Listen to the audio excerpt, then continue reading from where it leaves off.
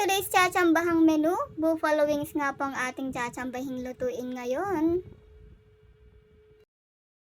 Kinuha ko na nga rin pala yung natirang 6 pieces na chicken wings galing sa freezer po natin. Huhugasan lang po yan and tatanggalin yung mga natirang balahibo at puputulin yung dulo po.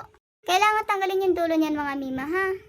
After nga pong linisan, lalagyan na natin sa bowl. Lalagyan natin ng garlic powder, black ground pepper, 1 egg, and yung breading mix guys. May timpla na yan kaya hindi ko na masyadong tinimplahan.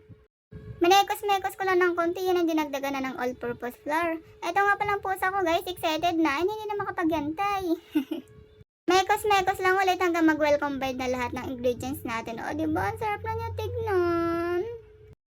Isasala na nga rin pala natin yung ating pan at sinindan na rin yung kalan. Lalagyan ko lang yan ng oil. Ipiprito po natin yung chicken. Yung chicken wings po natin mga mima, piprito lang po yan. Ang ginagawa ko nga lang pala dyan is pinipilip ko lang siya from time to time para maging pantay yung luto niya at hindi ko na i-double dip fry. Ang ganda nga po ng pagkaka-golden brown niya mga mima. Pwede na kainin to guys. Pero syempre gagawin natin ng sauce mamaya yan. Sinunod ko na nga rin pala yung second batch. Yung pare-pareho lang po yung nilagay ko dyan guys para pantay yung maging luto nila. Walang mababa, walang mataas. Ganon. Flip nga lang pala ulit tayo ng flip dyan guys hanggang sa tuluyan ng maluto lahat. Lagyan ko nga pala ng tissue guys para masisip niya yung ibang oil ng chicken po natin. Hindi masyadong oily. Tada! Luto na nga lahat ng chicken wings natin. Next naman natin is yung sauce natin. Ilalagay ko na nga sa chopper yung garlic natin kasi kailangan minced garlic yung gagamitin po natin. Manual po yan guys kaya hilahin natin. Pero madali lang yan guys. Mabilis lang yung ma-chop yung garlic po natin. Sasairin nga rin pala natin yung mga naiwan kasi sayang naman guys. Binayaran din natin yan. Tatanggalin nga lang din muna natin yung ating used oil pero pwede pa naman natin yung gamitin sa susunod kaya itatabi natin. Pununasan ko na lang din ng tissue yung pan po natin kasi sinataman na ako maghugas. Para sa sauce naman po natin maglalagay lang tayo ng butter dyan at kapag natunaw na ilalagay na rin natin yung ating minced garlic. Sasangkutsay lang natin yan hanggang lumabas na yung aroma niya and next na natin yung ating ketchup.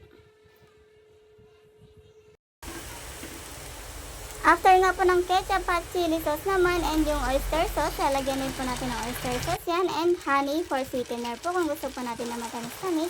Nilagyan ko na nga rin pala ng ground black pepper and mekos-mekos lang po ulit hanggang sa mag-well combined na yung ingredients natin.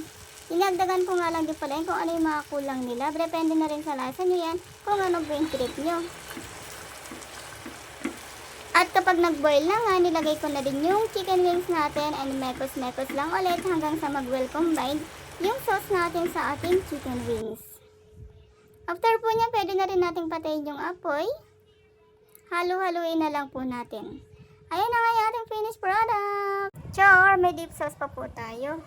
Para sa dip sauce naman natin, maglalagay lang tayo ng Eden mayo. Yan yung mayo na ginamit ko kasi creamy siya for me. Next naman po natin yung ating milk, black ground pepper. Susunod na rin naman po natin dyan is yung kalamansi. Naglagay lang ako dyan ng 2 piraso. Tansya-tansya na lang yan guys kung anong trip po nating lasa. Nilagay ko na nga rin yung tirang minced garlic kanina. Lalagyan din natin yan ng konting honey.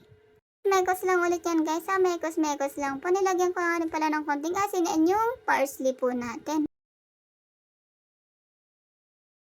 At ito na nga ang ating finished product na tinabang buffalo wings. Mukha siyang hindi masarap pero masarap yan guys. Paki-comment na rin guys kung taga saan kayo para alam ko kung saan nakarating yung video po natin. Thank you so much!